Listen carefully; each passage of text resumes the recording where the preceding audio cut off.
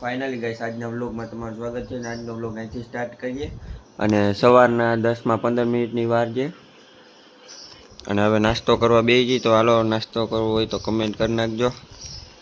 અને જેક તો જો કેવી રીતના સૂતો છે. આ કાંઈ રીત છે સુવાની? આમ જો તો તમારા ઘરે આવું કૂતરું હોય તો કમેન્ટ કરી નાખજો, જે આવી રીતના પરેશાન કરતું હોય ને. પણ એક છે આના વગર મજા નથી આવતી, ખોટું હું.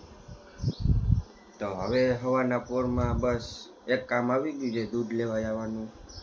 તો વ્લોગમાં કન્ટિન્યુ જોતા રહેજો અને આગળ કેવી રીતના દિવસ જાય છે, શું થાય છે, શું નથી થતું, આજના વ્લોગમાં આપણે આગળ જેમ જેમ સ્ટાર્ટ કરશું એમ હું તમને બતાવતો જઈશ. તો વ્લોગમાં કન્ટિન્યુ. તો ફાઇનલી હવે દૂધ લેવા માટે નીકળી ગયો છું.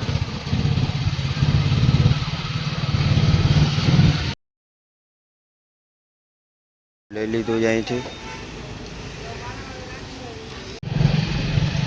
તો ફાઇનલી દૂધ લઈને નીકળી ગયા છે હવે ઘરે જવા માટે.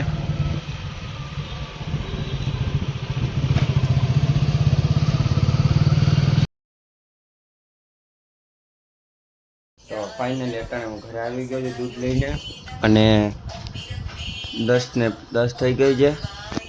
તમે વિચારતા હશો કે 10 વાગે વ્લોગ સ્ટાર્ટ કર્યો 10 મિનિટમાં પાછો આવ્યો.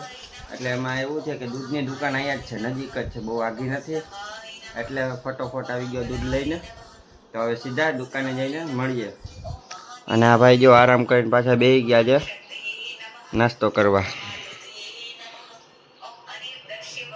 નાસ્તો કરીને પાછા સુઈ જશે. તો ચેવડો તો એને બહુ ભાવે છે. જુઓ, ચેવડો તો એને શોખીન છે ખાવામાં.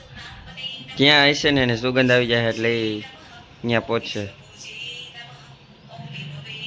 એક જેક અટાણે ખાવામાં મશગુલ છે.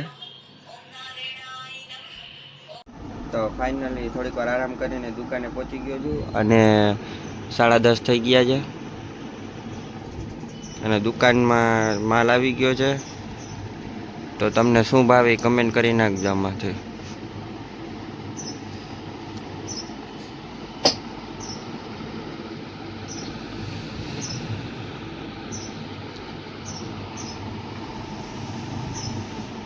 અને અહીંયા તો ગમે એટલી વાર સાફ કરી તો આવીને આવી રીતના ભરાઈ જ જાય, કારણ કે ગ્રાહક પડીકું તોડાવીને પછી બદલાવી નાખે, એટલે આમ આવી રીતના પડ્યું રહીએ.